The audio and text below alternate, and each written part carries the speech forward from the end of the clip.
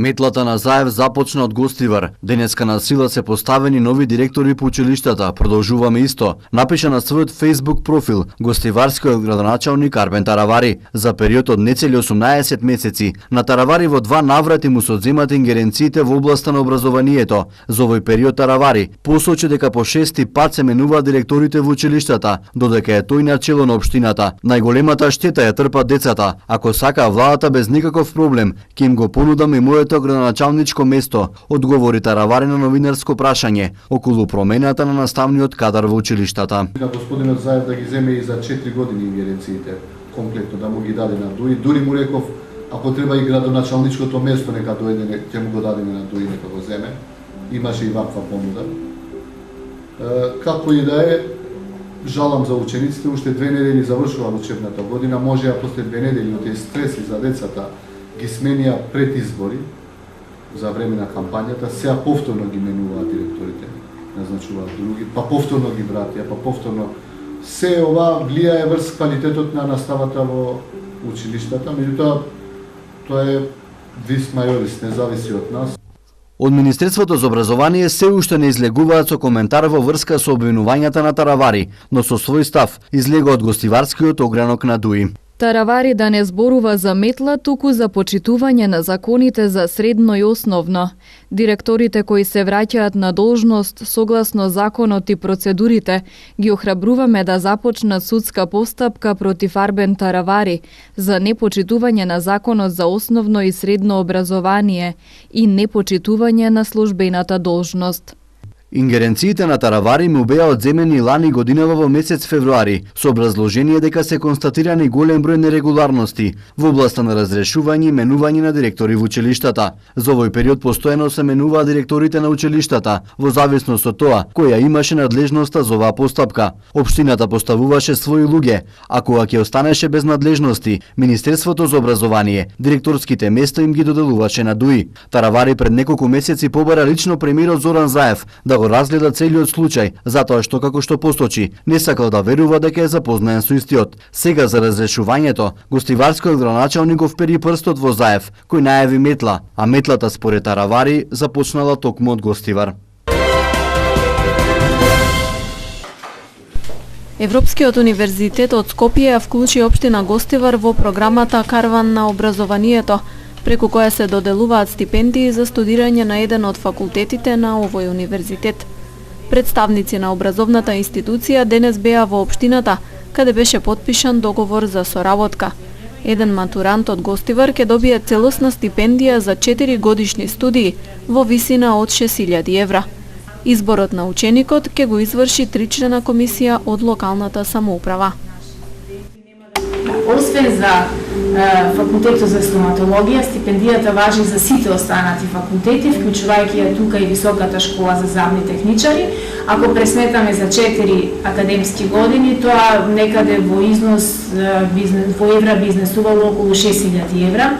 Значи толку изнесува за 4 години, односно 1.500 евра е некаде една студиска година, која редовно регуларно се плаќа на 3 рати.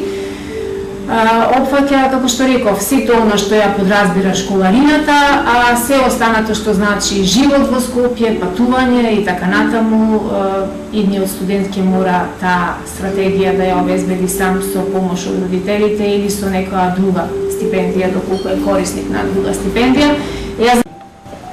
Ние како администрација на општина, посебно како сектор за образование, веќе ги информиравме средните училишта за да избереме најдобриот ученик, тој кој што заслужува да биде избран. Поставивме и одредени критериуми да биде скроз одличен, меѓутоа и социјалниот статус ни е многу битен. И сакале да бидеме што пообјективни, за да се отиде тој кој што навистина заслужува, и на крај тој што ќе биде избран од комисија која што ја назначи 3 члена, јас радо ќе ја потпишам, за тој ученик кој што ќе студира во Европски универзитет, му посакувам многу знаење и на крај што поскоро да се дипломира. На Европскиот универзитет има факултети за економски и за правни науки, арт и дизајн, информатика, криминалистика и стоматологија. Конкурсот за пријавување на нови студенти е до 15 јуни.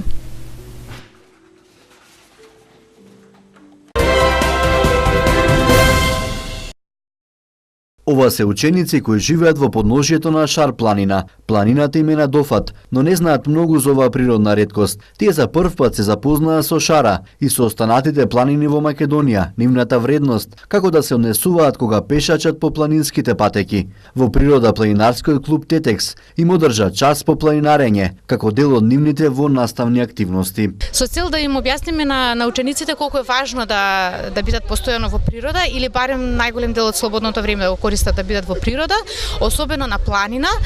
Од една страна затоа што има придобивки за нивното здравје, дишат чист воздух, а од друга страна да научат како да ја заштитуваат природата, да се однесуваат како нејзини сопственици буквално, во буквална смисла на зборот.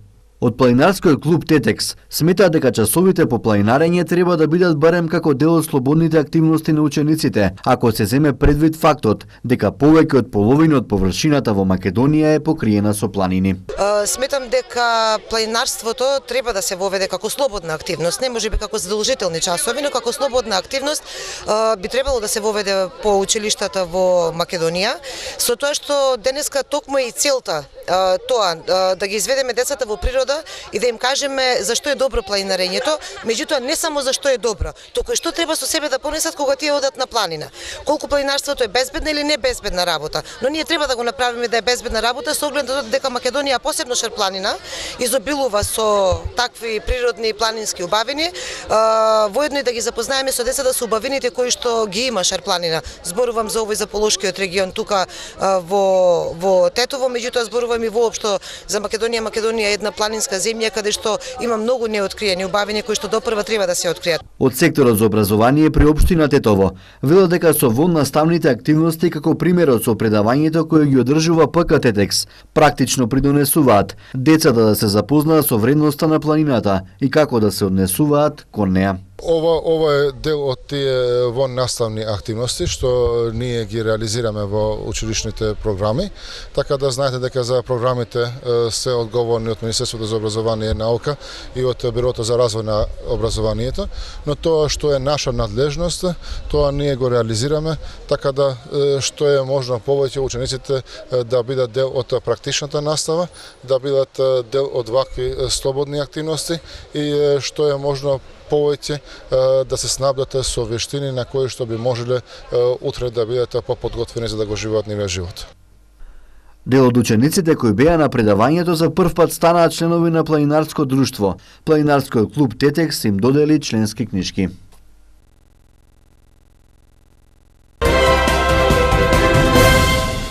Студио за дизајн на облека и за интериер денес беше свечено отворено во средното општинско текстилно училиште Ѓоце Стојчевски во Тетово. Во соработка со Здружение од Република Турција, студиото ја има сета потребна опрема за практична настава на учениците. Се собравме повод отворањето на новото студио за дизајн на облека и интериер, кој што е оформен како резултат на соработката на нашето училиште и Здруженијата Калканделен и ИХХ од Република Турција. Целта на овој проект е идните генерации да ја споделат својата иднина во стручното образование. Под мотото избери стручно образование. Се работи за промоција на едно дизајнско студио, практичниот дел за учењето на младите луѓе, што сметаме дека е една голема можност, исто така се заблагодаруваме на сите тие кои стана една голема поддршка за тоа. Инаку студиото за дизајн ќе го користат околу 160 ученика од 1 до 4 година во смеровите за дизајн на облека и за дизајн на интериер, мебел и индустријски производи. 33-годишна жителка на Тетовско село вчера пријавила семејно насилство кое на 15 мај годинава го извршиле 3 женски лица, мајката и двете сестри на незиниот сопруг. Според информациите од СВР Тетово, пријавените физички и психички ја малтретирале, пошто таа го повикала сопругот да ја однесе кај најблиските и подоцна се обратила за лекарска помош во Тетовската клиничка болница. Се преземаат мерки за целосно расчистување на случајот. Вчера вечер околу 20 часот и 45 минути на крстосница на регионалниот пат Гостивар Чегране се случила сообраќајна несреќа во која учествувале патничко возило Ford Transit со гостиварски регистерски таблици, управувано од 42 годишен чегранец, и мотоцикл Каваи Фокус со тетовски таблици, што го управувал 17 годишник од ова село, а на кое се наоѓал уште еден 17 годишник и негов соселанец. Повредениот мотоциклист со друго возило пренесен е во Гостиварската општа болница за укажување на лекарска помош. Извршен е увид и се утврдува причината за незгодата, околностите во кои се случила и друго.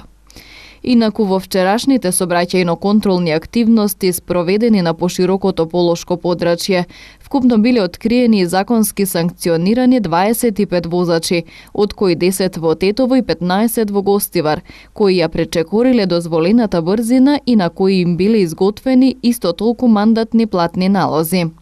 Покрај ова на тетовското подрачје откриени се и 6 возачи кои ги управувале возилата без положен возачки испит, 4 возачи почетници и 11 возачи кои непрописно ги паркирале нивните возила.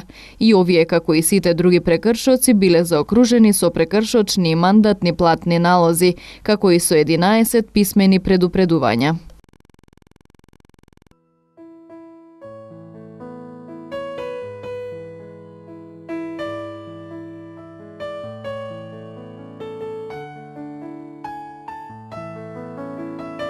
Времето денес беше сончево со умерена облачност и со умерен југозападен ветер. Температурите се движеа во интервал од 7 до 22 степени Целзиусови.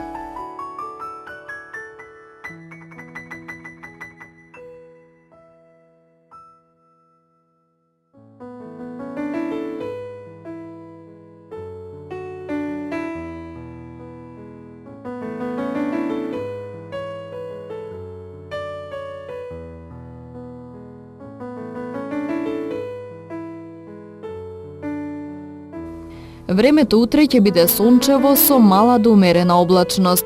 Ќе дува слаб до умерен ветер претежно од западен правец. Температурите ќе се движат во интервал од 7 до 24 степени Целзиусови.